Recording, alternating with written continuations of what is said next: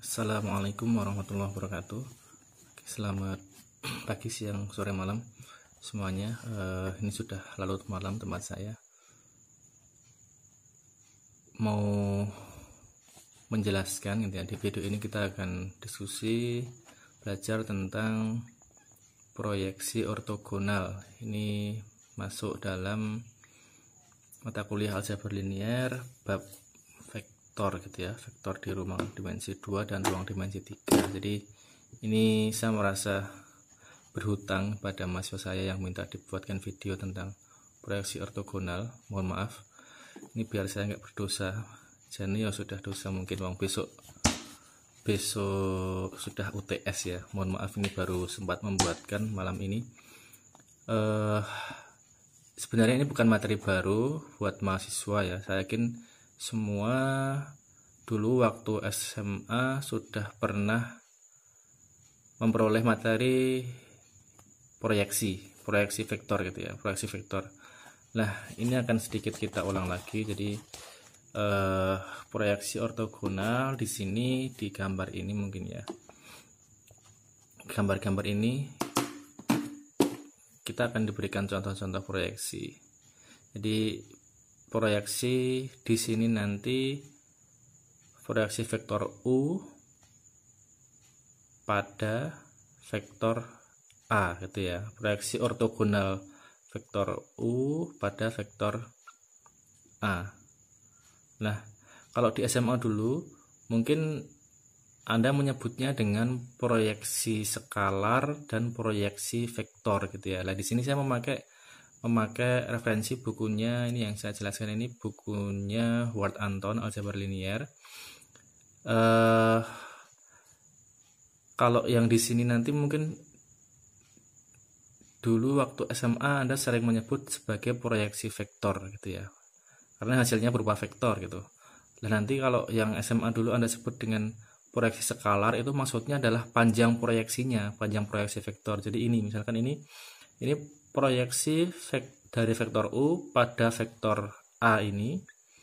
Lah, hasilnya kan ini. Kita menarik garis tegak lurus dari ujung U ke vektor A ini. Lah, hasilnya di sini W1 ini. W1 ini adalah proyeksi ortogonal vektor U pada vektor A. Hasilnya berupa vektor. Lah, yang dulu sempat Anda sebut dengan proyeksi skalar itu maksudnya adalah panjang W1 ini. Panjang W1 ini adalah berarti panjang proyeksi ortogonal U pada A. Atau mungkin dulu SMA Anda menyebut sebagai proyeksi skalar U pada A. Gitu ya. Nah, kemudian kemarin waktu di slide perkuliahan Anda agak bingung dengan yang diistilahkan dengan komponen vektor U yang ortogonal dengan A gitu. Nah, apa itu komponen vektor U yang ortogonal dengan A? Itu adalah ini. Vektor W2 ini. Apa sih komponen vektor ini? Vektor itu kan bisa kita ini ya. Kalau kita punya suatu vektor seperti ini, dia bisa kita proyeksikan ke sumbu X, bisa kita proyeksikan ke sumbu Y. Itu kira-kira dulu waktu mungkin Anda belajar gaya ya di fisika.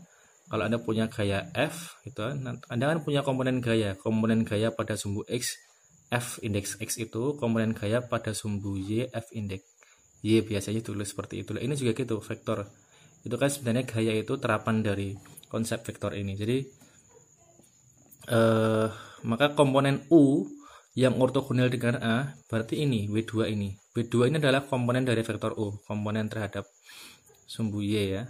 Dia akan ortogonal, artinya tegak lurus dengan vektor A. Nah, rumusnya bagaimana? Rumusnya ini nanti. W2 adalah U dikurangi proyeksi U pada A. Nah, ini tadi simbol ini ya. Kalau dalam bukunya Ward Anton itu proyeksi ortogonal U pada A disimbolkan dengan seperti ini. Ini yang mungkin nanti akan sering kita gunakan di perkuliahan.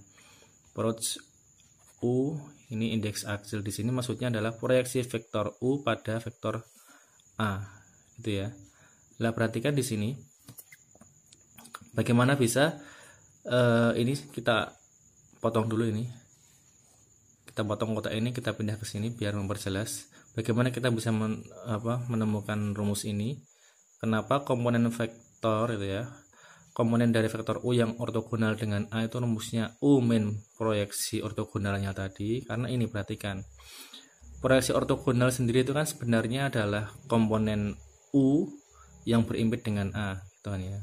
Dia otomatis tegak lurus dengan ini W2 nya ini, W1 tegak lurus dengan W2. Nah, dari rumus penjualan vektor ini kan sebenarnya U itu kan W1 tambah W2 kan gitu. Atau dibalik juga boleh, W2 tambah W1 sama dengan vektor U. Ingat, penjumlahan vektor itu adalah menyambung pangkal vektor kedua pada ujung vektor pertama gitu ya. Jadi ini W1 dulu dilanjutkan oleh W2. Hasilnya adalah pangkal vektor pertama sampai ke ujung vektor kedua. Jadi W1 tambah W2 sama dengan U. Nah, kalau W1 tambah W2 itu U, berarti W2 itu kan U dikurangi W1. Gitu ya. U dikurangi W1. W1-nya tadi apa? W1-nya adalah ini. W1 tidak lain adalah proyeksi dari vektor U tadi itu sendiri pada vektor A. Dengan demikian, komponen vektor U ini yang ortogonal terhadap A adalah U dikurangi dengan proyeksinya tadi. U dikurangi dengan proyeksi vektor U pada A itu tadi. Itu ya, jadi itu rumusnya. Penjelasan sebelumnya sebagai pendahuluan. Kemudian rumusnya masih sama dengan di SMA dulu.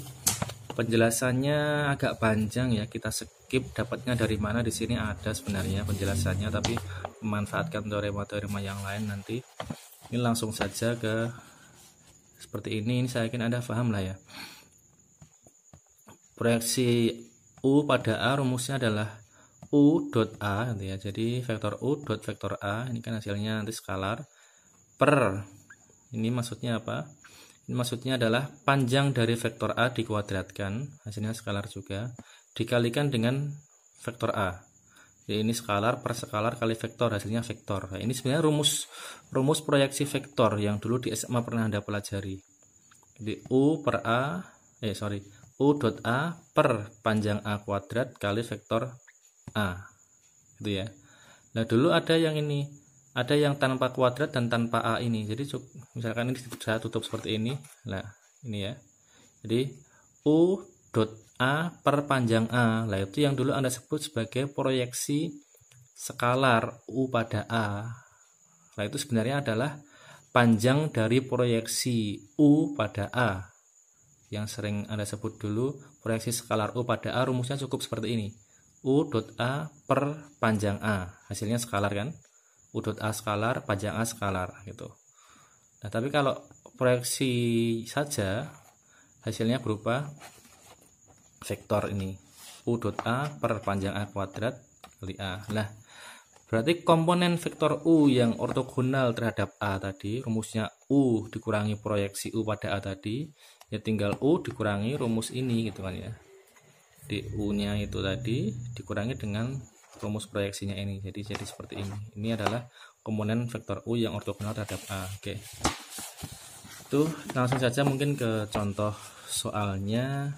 Ini misalkan diberikan vektor U dan vektor A. Ini vektor U-nya 2 min 1 3, vektor A-nya 4 min 1 2. Ini tentukan komponen vektor U pada A, komponen dari vektor U pada A gitu ya, dan komponen dari vektor U yang ortogonal terhadap A.